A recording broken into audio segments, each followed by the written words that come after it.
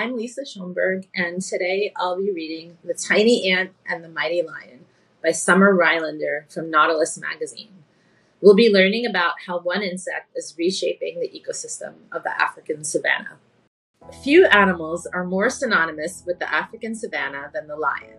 With its muscular stride and ferocious roar, it has long been a symbol of strength, courage, and nobility. As an apex predator, it sits at the top of the food chain. The only real predator it must fear is the human.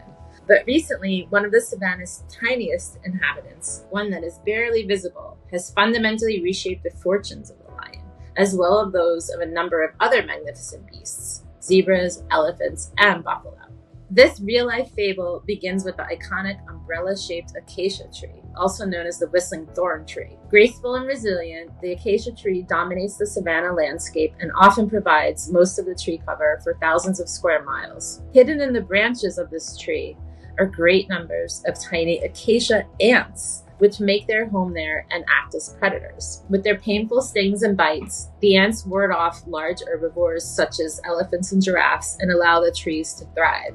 So lately, these acacia trees have come under the growing influence of a globe-trotting intruder, the big-headed ant. Named for its large, heart-shaped head, the Fidoli ants are thought to have originated on the island nation of Mauritius. So Fidoli megacephala, big-headed ant, has quickly spread across the savanna over the past 20 years, outnumbering and in some places eradicating the acacia ant. Here's where the lion comes in. As an ambush predator, the lion is heavily reliant on the cover provided by acacia trees. The tree's branches and foliage serve as a hiding place from which the lion can sneak up on its favorite prey, the zebra. Without the acacia ant, the acacia trees are susceptible to hungry passersby. When elephants extract the nutrients in the bark and roots with their trunks, the acacia trees are stripped and often left broken. As more and more of these trees are consumed, the landscape has radically changed, becoming open and bare. Conservationists, noticing the change in tree cover, have worried lions might struggle to capture their prey and feed themselves and begin to die.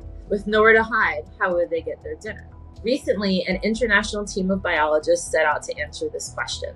They collected data across the Ol Pejeta Conservancy in northern Kenya about ant invasions, information about tree cover, zebra, elephant, and giraffe populations, and the behavior of lions and their prey. What they found surprised them, said Douglas Kamaru, a PhD student from the University of Wyoming who helped lead the study. Kamaru and his colleagues expected lions to starve and their populations to shrink, but that's not what happened.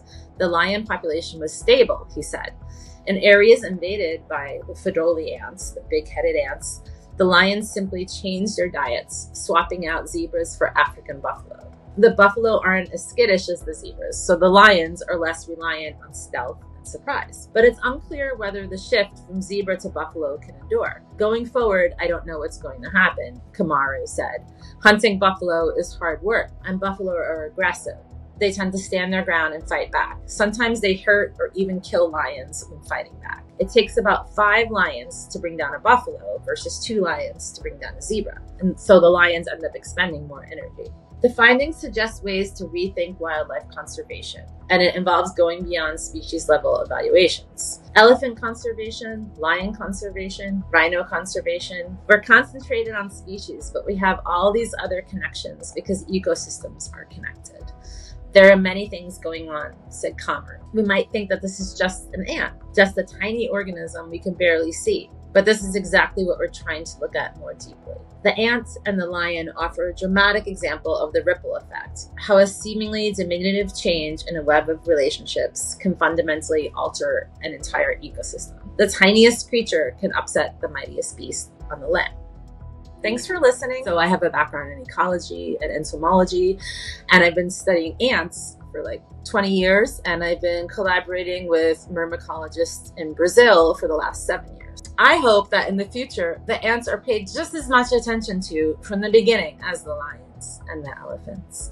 And not just because they're small or just because we don't notice them. We don't assume that they're unimportant, and that they don't have the same intrinsic value and right to exist and right to have habitat. And I have a new album coming out on October 4th, and it's an art book and album. So it's 4 compositions that don't look at ants or insects necessarily, but look at ecosystems and cryptic sounds, the sounds that are beyond the normal range of human hearing.